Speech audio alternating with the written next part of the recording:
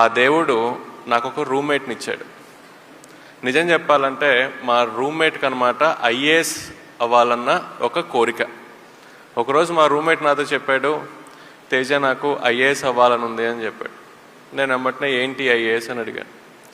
వెంబటనే వాడు నాతో అన్నాడు, జిల్లా కలెక్టర్ అవ్వాలని ఉంది అన్నాడు.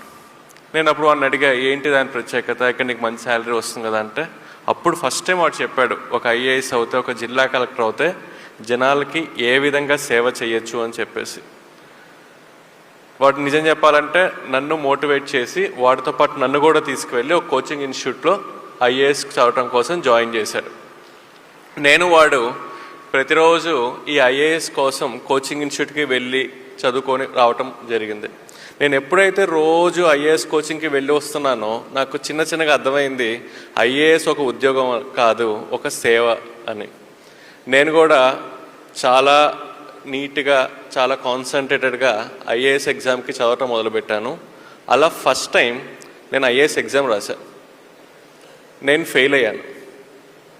నేను ఫెయిల్ అయినప్పుడు నేను అనుకున్నాను, నాకు జాబ్ చేసే టైంలో బాగా చదువుకోవటానికి టైం దొరకపోవటం వల్ల నేను ఫెయిల్ అయ్యాను అనుకొని నేను జాబ్ రిజైన్ చేసి నెక్స్ట్ 1 year మొత్తం 24 గంటలు ఐఏఎస్ కోసమే ప్రిపేర్ అయ్యి సెకండ్ టైం నేను ఐఏఎస్ ఎగ్జామ్ రాశాను.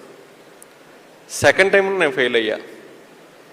సెకండ్ టైం ఫెయిల్ అయినప్పుడు నేను అనుకున్నాను, నేను 10th టాపర్ని, ఇంటర్మీడియట్ టాపర్ని, ఇంజనీరింగ్ టాపర్ని, నేను ఎలా ఫెయిల్ అవుతాను, ఇది ఒక బ్యాడ్ లక్ అయ్యి ఉంటుందని చెప్పి ఇంకొక సంవత్సరం 24 గంటల ఐఏఎస్ కోసం చదివి ఇంకొక సంవత్సరం చదివిన తర్వాత 3వసారి ఐఏఎస్ ఎగ్జామ్ రాశా.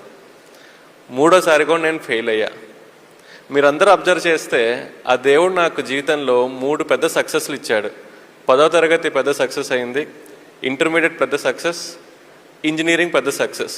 వెంబటనే అదే దేవుడు నాకు జీవితంలో 3 ఫెయిల్యూర్స్ కూడా ఇచ్చాడు.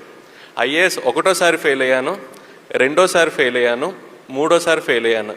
ఎంత తెలియగలవాడికైనా 3 సార్లు ఫెయిల్యూర్ వచ్చిన తర్వాత వాళ్ళలోని కాన్ఫిడెన్స్ లెవెల్స్ అంతా కిందకి వెళ్ళిపోతాయి, వాడి మోటివేషన్ లెవెల్స్ అంతా కిందకి వెళ్ళిపోతాయి. నాకు అసలు అర్థం కాలేదు, నేనేంటి, నాకేంటి 3 సార్లు ఫెయిల్యూర్ రావటం ఏంటి అని చెప్పేసి. దాదాపు 1 నెల నాలో నేను చెక్ చేసుకున్నాను, ఎందుకు నాకు ఈ ఫెయిల్యూర్ వస్తుంది అని చెప్పేసి. ఆ నెల రోజుల్లో నాలో నాకు ఒక తప్పు కూడా కనిపించలేదు. తర్వాత ఇంకొక నెల రోజులు నా ఫ్రెండ్స్ ఇంటికి వెళ్ళి ఫ్రెండ్స్ని అడిగాను అనమాట, అరే మీకు తెలుసు కదా నేను ఐఏఎస్ ప్రిపేర్ అవుతున్నాను, మీకు తెలుసా నేను ఎందుకు ఈ ఎగ్జామ్లో ఫెయిల్ అవుతున్నాను అని అడిగా. ఫ్రెండ్స్ అందరు నాతో ఉంటారు, తేజ నువ్వు తెలియగలవాడివి, నీకు బాగా